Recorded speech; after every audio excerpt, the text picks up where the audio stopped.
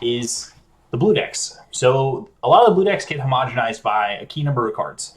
And there are some people in the camp that Soul Striker or SS3 are the best blue decks you can play, or even Baby is the best blue deck you can play. Myself, the rest of the camp at 3HG Productions truly believe that SS4 Vegeta is the best blue deck you can play. There's a reason why. So the leader's front side, when you attack, draw a card. Auto, when you deal damage, you can ramp, right? Same thing on the awaken side, except when you awaken, you now have this thing where if your opponent activates counter skill at all, you'll restand your leader. So your leader effectively has dual attack. So your awakening condition of only drawing one card isn't that exciting.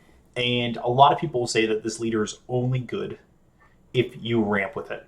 But there's a thing that gets created. It's my dog Jackson sleeping. He has a hard time breathing.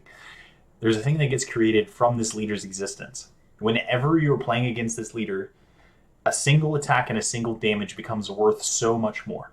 So the tension that gets created by this leader itself is worth more than what the other blue decks can do. So let's start with that. If you just ramp 1 to 2 times per game, the leader gets its money.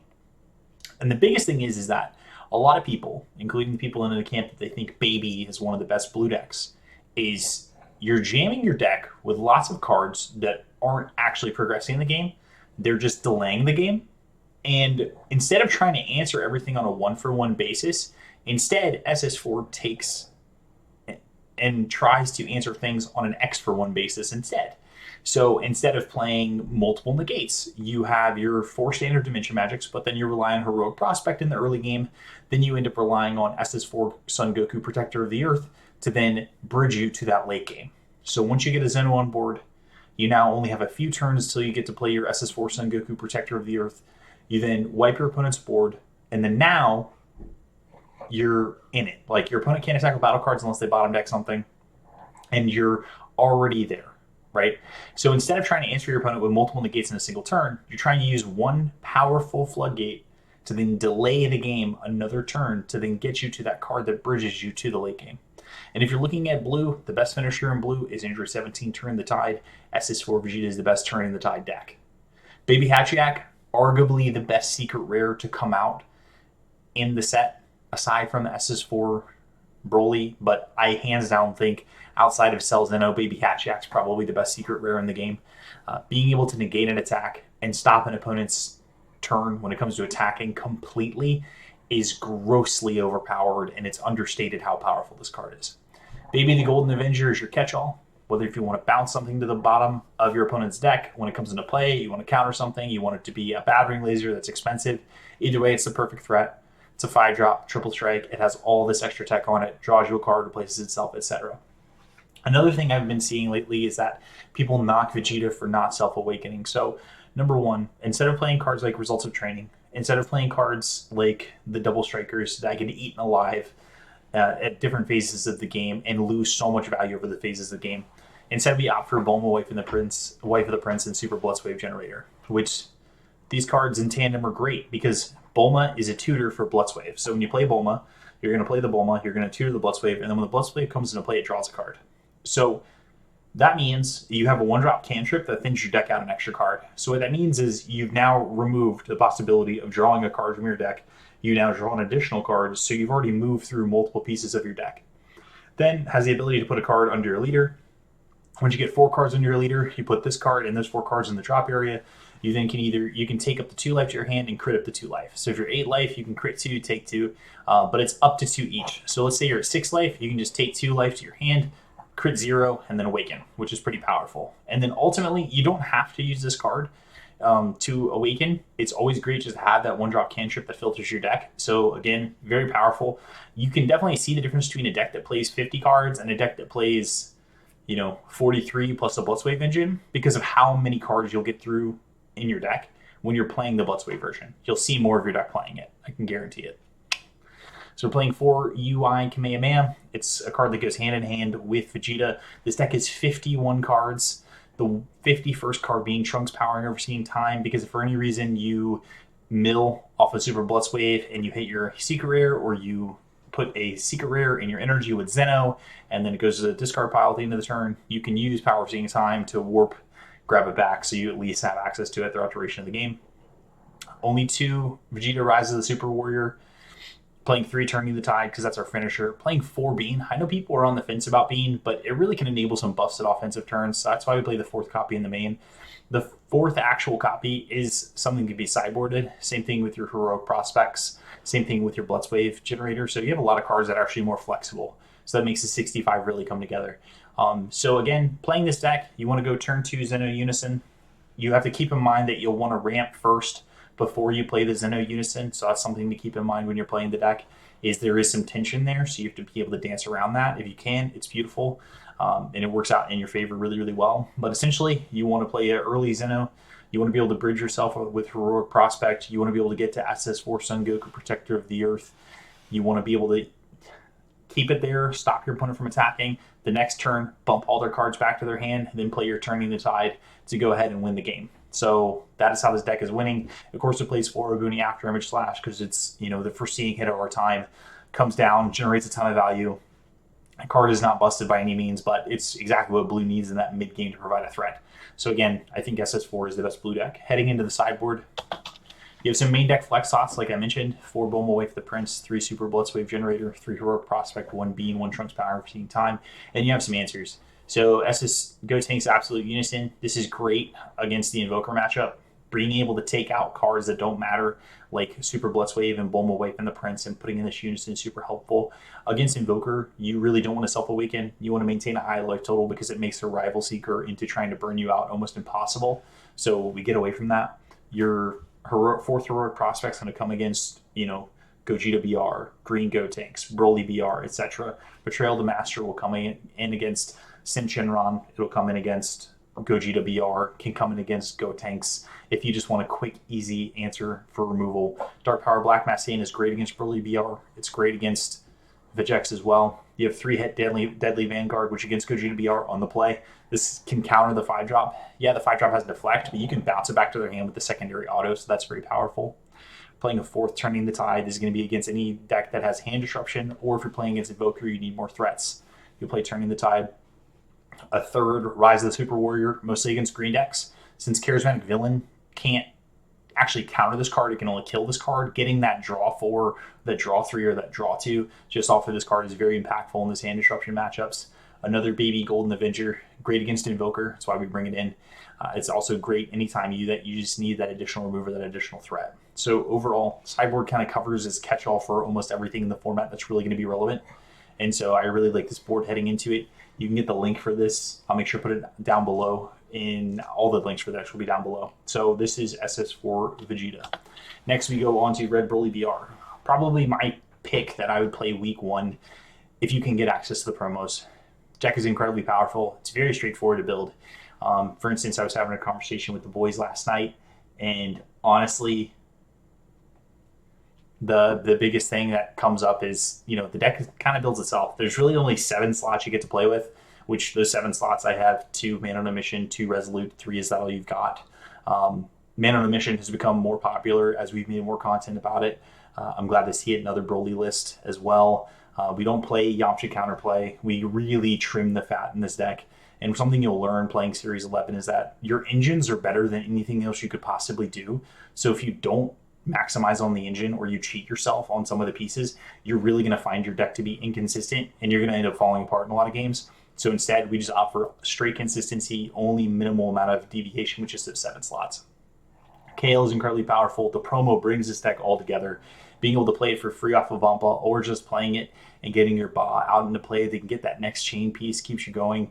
You know, 4 Paragus, Oath of Vengeance. I know people play 3. I really don't like cheating on it because I want to make sure I can always go, you know, swap into the 3-drop, play Paragus early, and then also combo away the Paragus early when my life total is, you know, lower during the early parts of the game for that extra combo power, and then I can play another one when I swap. So just keep that in mind when you're playing the deck. But again, everything very straightforward. 4 of everything except for the cards that we kind of get to have a little bit of deviation on. Playing 2 Vampa just in case, you know, you don't want to have 1 in life to start the game and then 0 in deck, so we play 2. And then 3 Is That All You Got is our negative choice. You can play Paralysis Technique, you can play After Image, you can play Violent Raise main. I don't think Violent Raise is needed main, just because the majority of the format, a lot of people really like the blue decks. So instead, you can just play Is That All You Got to be able to do good work against, you know, Obuni Swing. You can negate the Obuni Swing, kill 2 tokens, or just in general stop your opponent by being able to negate and attacking them -15 to their battle cards, slows them down. So that is the Broly main deck. Your flex slots are a lot lower. You only have 6. 3s out of you've got 1 copy of your Kale Unison, 1 copy of your Paragus, 1 copy of Broly 6. As you really have to work with. You could take out things like Bardock the Resolute or Mana No Mission, but you really don't like to get rid of your key threats that are free.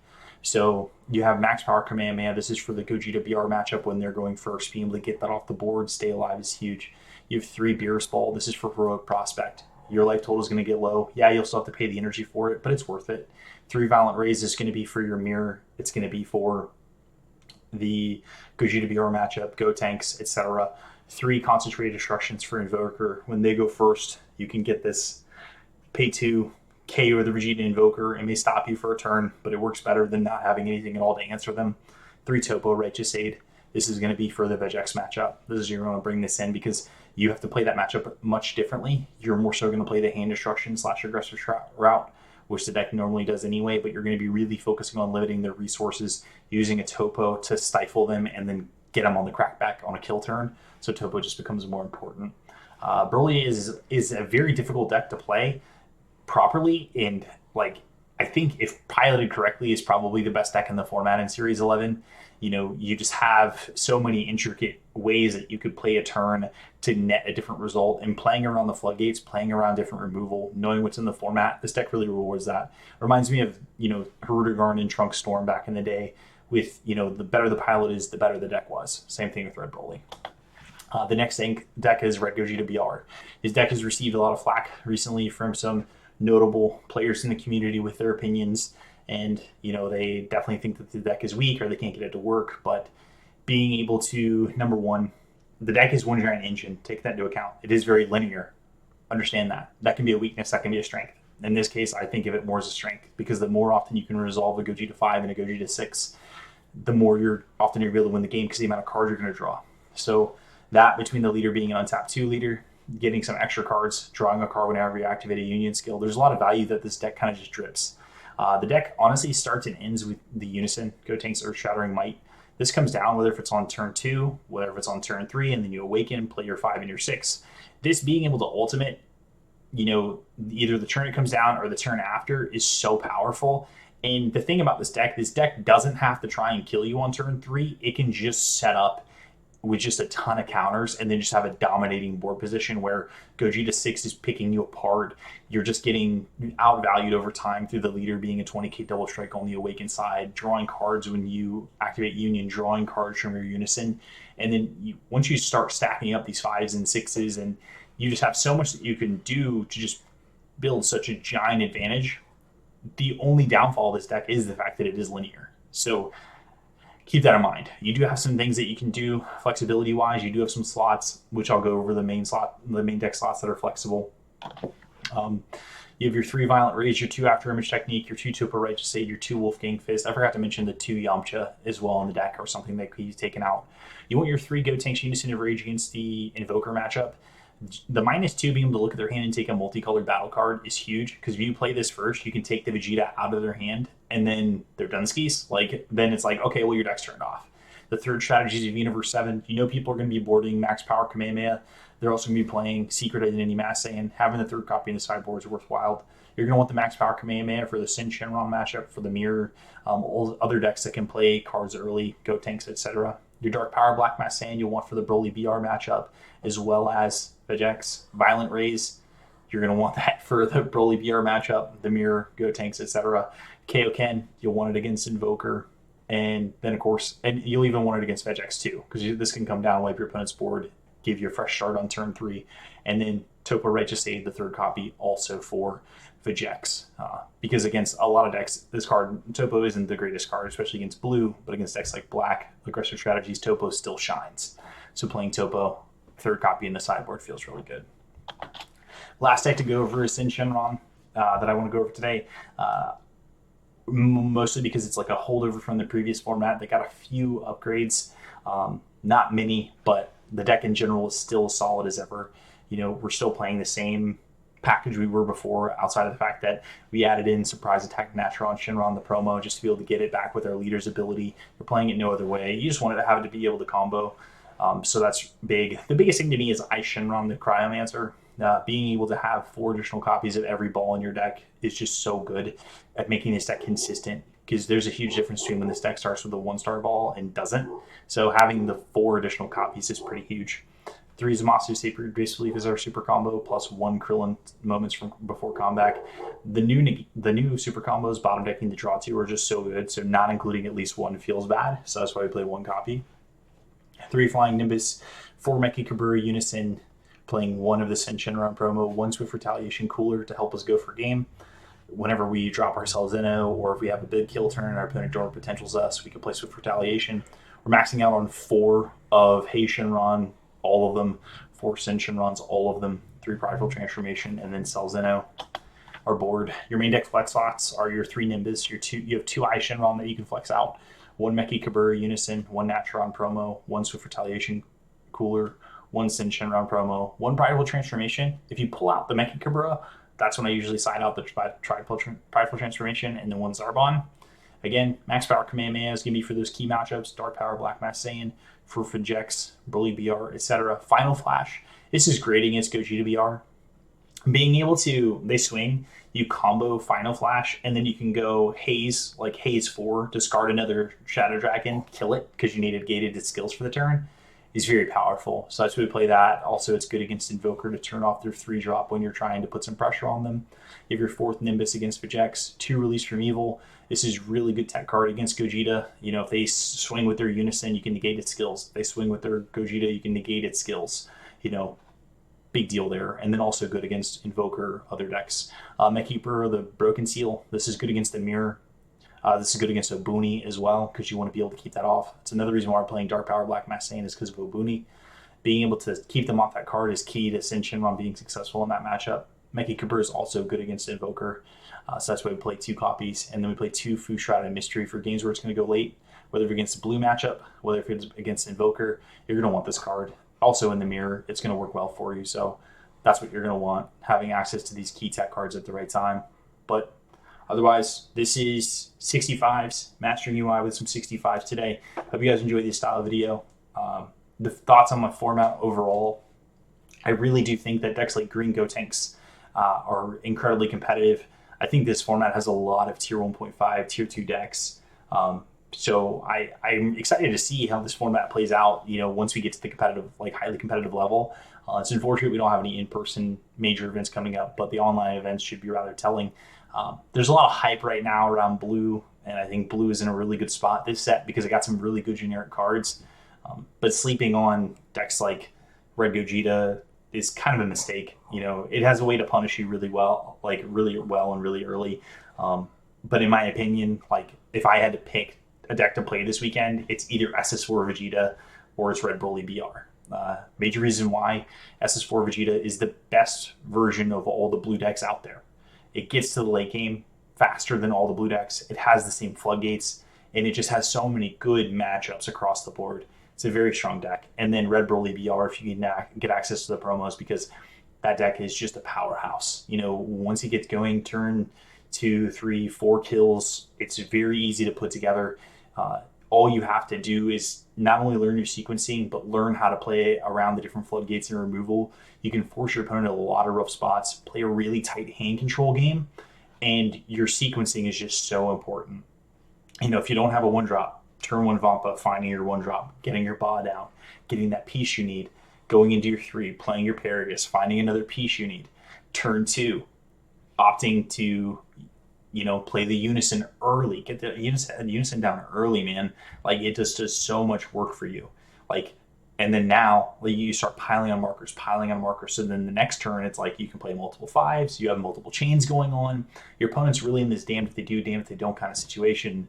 Overall, the deck is just super powerful. So week 1, this format coming out right now, I'd either play the SS4 Vegeta list that I posted, or I'd play the Broly BR list that I posted. I think both are fantastic. Otherwise, Red Gogeta BR, great deck. Syn Shenron, such a solid pick. You know, it's really hard to beat you know, multiple. It takes a lot of decks, a lot of work to be able to beat Syn Shenron in general.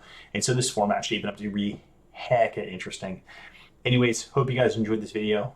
You can look forward to more content coming out real soon. I wanted to get this video out there to start the format off just because I think people are looking for this sort of information, this sort of video, you know, thinking about these matchups, thinking about what cards can come out, what cards can come in to kind of impact and give you that extra percentage. And just so you guys can see a little bit more like deeper thought into approaching these decks and how you're building. I talked about it before, but I think the engines are so powerful in set 11 that you really have to lean into them. And this isn't like traditional deck building where you get to kind of flex your muscles and show off how good you are, you know, with that 1 over, that 2 of. It really is about that overall consistency in game one and knowing what plan you could do post sideboard and what cards you can manipulate and slots you can manipulate to be able to get that edge. But anyway, thank you guys so much. I hope you tuned into the rant yesterday about why Gogeta is as good as you think. And hopefully you can look forward to more content like this. Thank you so much. #ScrubFam is best fam. Okay, thanks. Bye!